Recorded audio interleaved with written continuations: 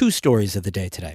First, the ongoing saga of dealing with short-term rental sites like Airbnb and Vrbo.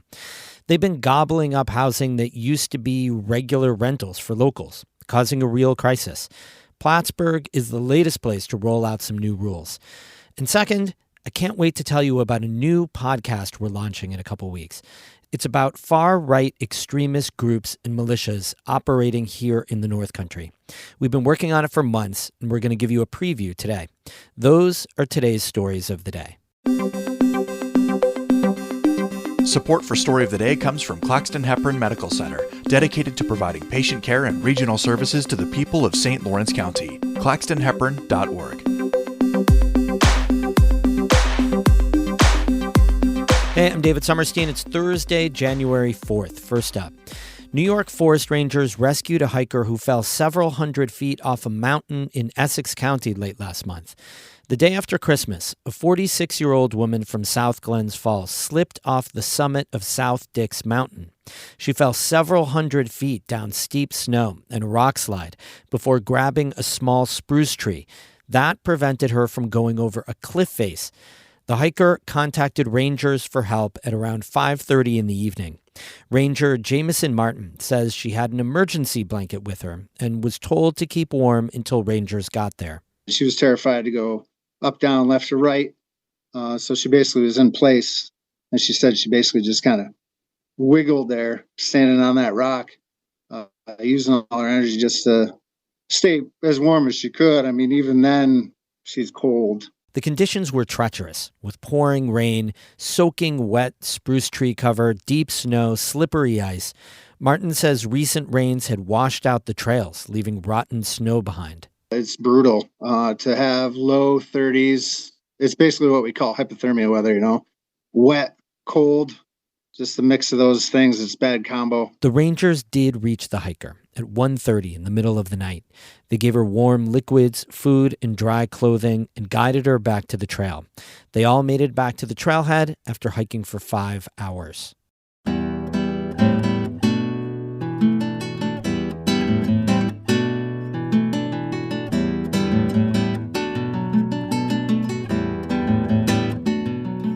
Story 1.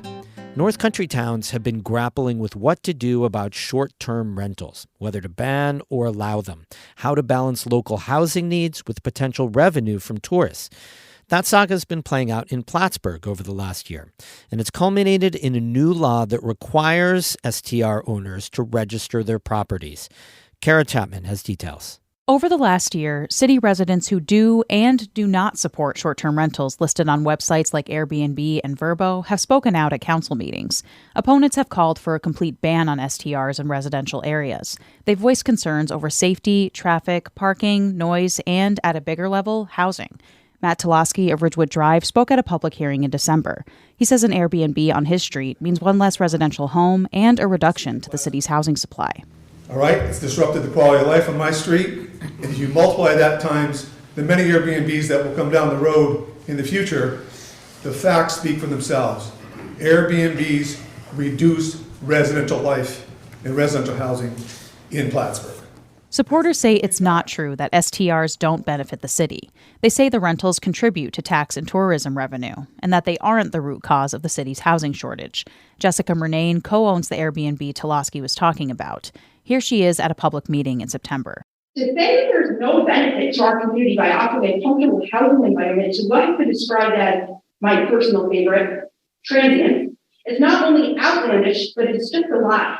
A couple of city councilors have said they'd support a ban on STRs, but Mayor Chris Rosenquist pushed for what he called a more balanced approach to both address the residents' concerns and benefit the city. In early December, he introduced a law to create a short-term rental registry. It requires those who operate the rentals to obtain annual permits starting March 1st. The law also includes certain space, safety, and parking standards for the rentals and makes them subject to inspections by the city.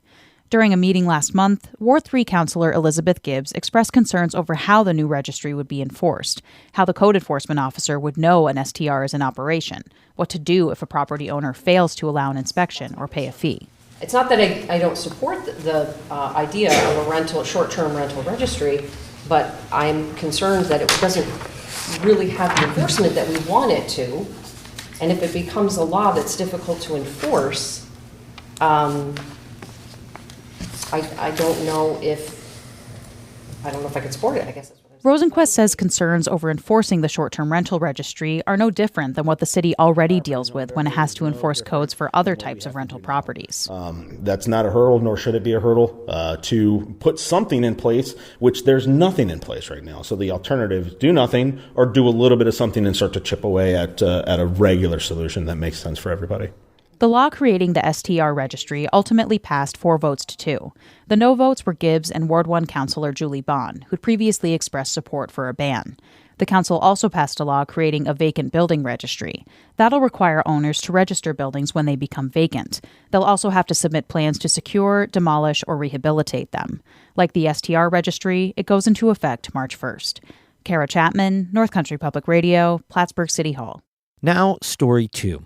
We've been working for months on an investigative podcast that tries to get to the bottom of far-right anti-government activity here in our region and the threat it poses to democracy. The podcast is called If All Else Fails. And right now, I'm so psyched to give you a sneak preview. You ready? Let's roll the tape.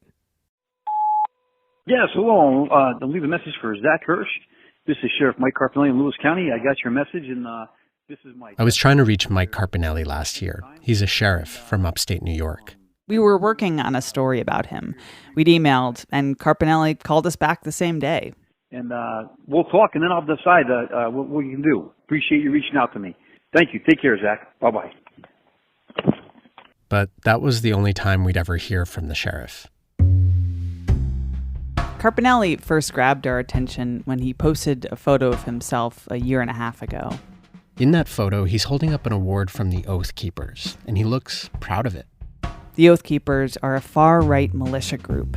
They played a key role in the January 6th attack on the U.S. Capitol. By the time Carpinelli posted that photo, the founder of the Oath Keepers had been arrested and charged with seditious conspiracy. Didn't seem like a great time for anyone to point out their ties to the Oath Keepers, let alone a county sheriff elected to uphold the law. But that photo got hundreds of comments, more than 1,000 likes. All this got us thinking, what kind of ties do law enforcement have to far-right groups like the Oath Keepers? And who are all these people who like that connection? I'm Emily Russell. And I'm Zach Hirsch. That one photo of the sheriff and his Oath Keepers award kicked off a much broader investigation, one we've spent months working on. Far-right groups like the Oath Keepers and the Proud Boys have ties to rural areas around the country. We looked at one place, here in upstate New York, and we found that all kinds of extremist groups have tried to recruit people here, from the infamous KKK to lesser-known groups like Patriot Front. We also found that there's a real anti-government movement in upstate New York, a movement that's inspired people to join militias. Get involved with your militias. I assure you, they will be needed if this tyranny continues. We take the military guys and the former police officers, and we're not just some ragtag bunch of guys out there that don't know what we're doing. This is the kind of stuff that really worries experts and top security officials. There is not a county in the state that doesn't have a challenge with extremism. So this stuff is happening on a regular basis. You take somebody who might have a kind of suspicion of government. You say to them, like, hey, come join our group that has a solution for you, right? And some of those solutions are pretty violent. We wanted to know what's at stake when people join far-right groups, or when they buy into conspiracy theories about the government or elections. Being in January 6th, there's a lot of people like me that we know the election was stolen. And what happens when people see themselves as the last line of defense against tyranny? The role of what I believe militia is today is to prepare for dark times. At some point, the system will fall. I believe in defending our country. If all else fails, then we know what we have to do. If All Else Fails, an investigative podcast from North Country Public Radio. You can listen to all the episodes starting on January 15th. That's our new podcast called If All Else Fails. All episodes will be out on January 15th. You can subscribe now wherever you get your podcasts. Oh, and while you're there, you might as well subscribe to the Story of the Day podcast as well, if you haven't already. Just saying. Music today by Danny Thomas of Canton and Oscar Sarmiento of Potsdam. I'm David Summerstein, North Country Public Radio.